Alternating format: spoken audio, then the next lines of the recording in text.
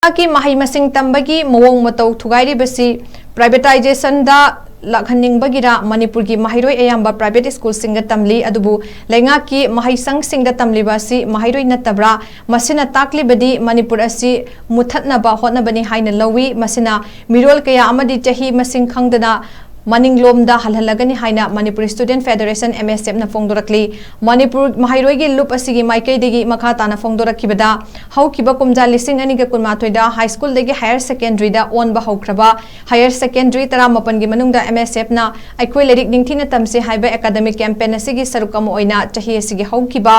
jun gi tarik 19 degi hauraga yengsin khongchat chatki yengsin kiba higher secondary sing adudi wangkai higher secondary school Srivan higher secondary Haingang higher secondary school Eastern Ideal higher secondary school Yumnam Huidrom higher secondary school Wabagai higher secondary school Lalit Madop higher secondary school Sekmai Kumbi higher secondary school Khongampat higher secondary school Praja higher secondary school Oinam higher secondary school ni ngasi maksu Kwakta higher secondary school Kumbi higher secondary school amadi hauzik laizari ba Thanga higher secondary school da yengsin ki aduba academic session hauramdaba school sing ngasi sutengna ki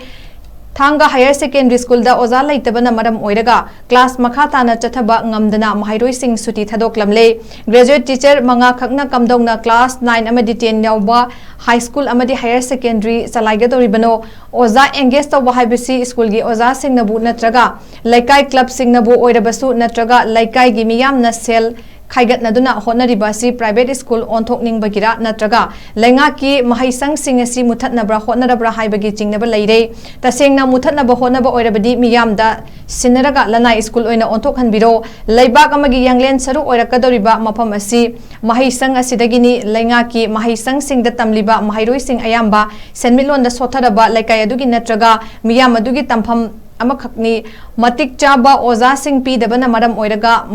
MAHEIROI sing adubu mahaigi mangal fangdraba matamda leibak adu mutnaba lengak na sila haibasi mayek sengle maramaduna lengak na school sing asida mathau taba thabak thorom sing atubuda paikat piyu maduna trabadi makhal makha kyagi khongjang sing changsilagani hairi Pati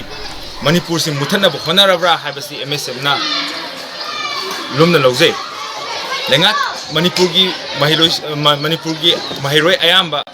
ngasi private school da AYAMBA tamli masida lemhoba kharana LEINGAKI MAHEIROI SINGDA tamli LEINGAKI MAHEIROI SINGDA tamliba MAHEIROI sing asi MAHEIROI NATTRABARA haiba wahangsi MSF amuka hana LEINGAKI makaida thamjari masina maram oiraga miron kaya amadi chahi masing khangdana maninglomda halali hokiba 2021 da high school dagi higher secondary on ba hokraba higher secondary trampani manungda MSF ki akhoi lening thina tamsi higher academic campaign asigi makhada koi yengsin khongcha chatki haiba yengsin khongcha asida sakhi school sing adudi wangkai higher secondary Srivan higher secondary Hainga higher secondary Yumnam Huidrom higher secondary Eastern Ideal higher secondary Wabagai higher secondary Lalit Madop higher secondary Semai Kumbi higher secondary Khongampat higher secondary Praja higher secondary Oinam higher secondary sing asi sasaki ngasi maksu Kokta higher secondary Kumbi higher secondary amadi huzik laizari ba Thanga higher secondary asibusu yengsinjaba lakchabani ngasigi yengsan khongcha asida school ani amadi hariba Kokta higher secondary amadi Kumbi higher secondary school ani si ngasi phawba academic section amata horamdana school chalairamba thengnajaraki amadi huzik laiba